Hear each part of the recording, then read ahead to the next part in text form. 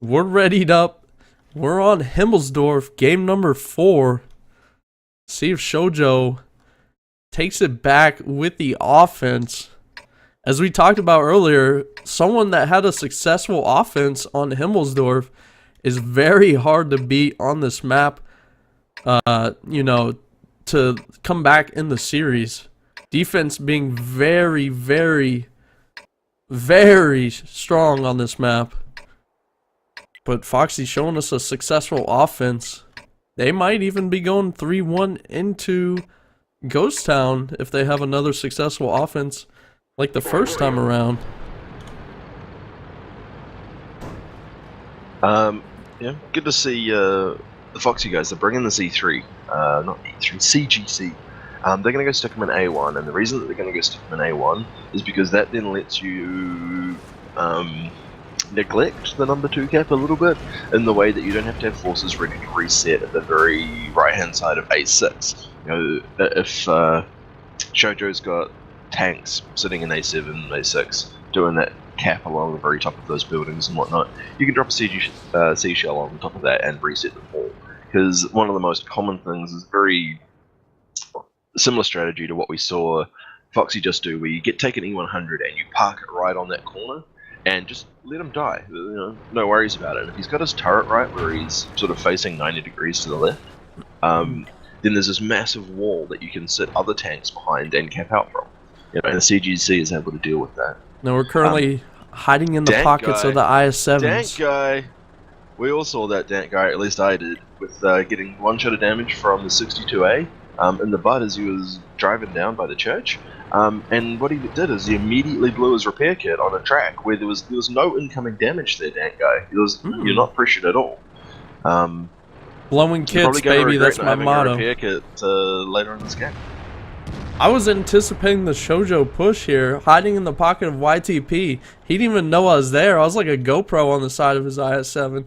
But it seems like Tedster, understanding where the enemy was, he looped a shot into JT, getting a splash damage on him, taking off a 400 health. So SHOJO being balled up down here. Does FOXEY know? You have to think so, because JT taking a shot. Maybe Tedster realized that the gate and everything was destroyed here, and him not seeing anyone push to the K2 just made an educated guess with that RDP to lob a shell in there. SHOJO just hanging out back here, trying to get a successful offense and tying up the series. Lots of HP just waiting for a little peekaboo. As we see, where are these shells coming from? Is that from the E3? No, it can't be. Oh, you know what? It's coming from all hard all the time. The 62A you were talking about earlier. He's just spraying AP shots. APCR. As Kaga Kai gonna take the heat shell to the side.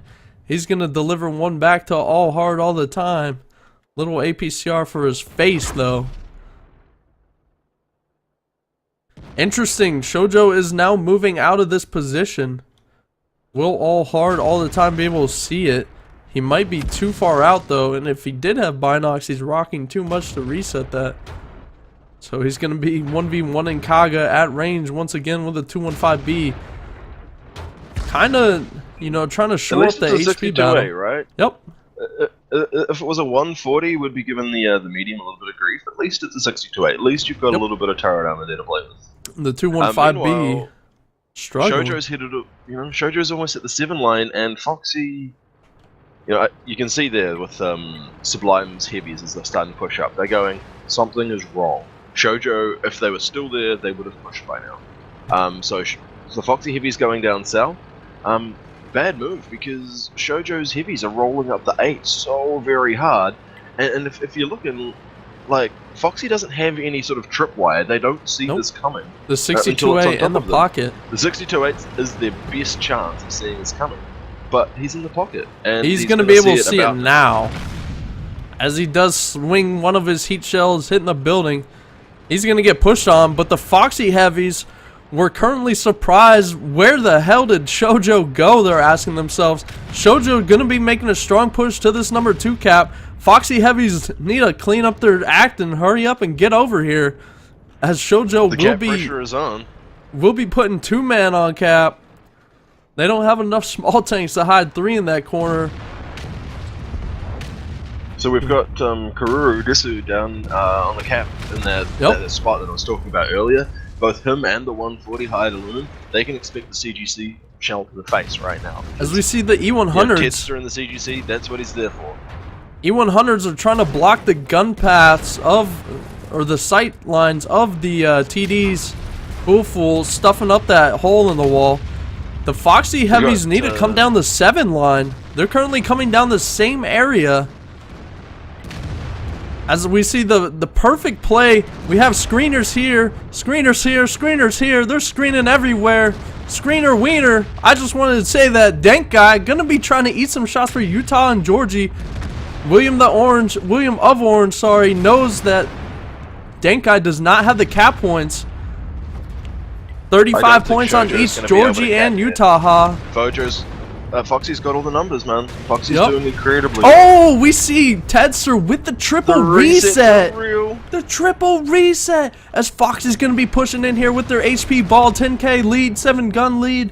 They're going to be coming in here, taking out the 215Bs. Getting that nice reset going. Unbelievable reset by Tedster. Georgie having at least 65 to 70 points there. So very good on them. As Foxy with a little bit of trash talking, man. That's anything anything I know about, it's trash talk. And usually as soon as you start talking, you lose the games. So Conky, if Foxy loses from this point, it's going to be 110% your fault.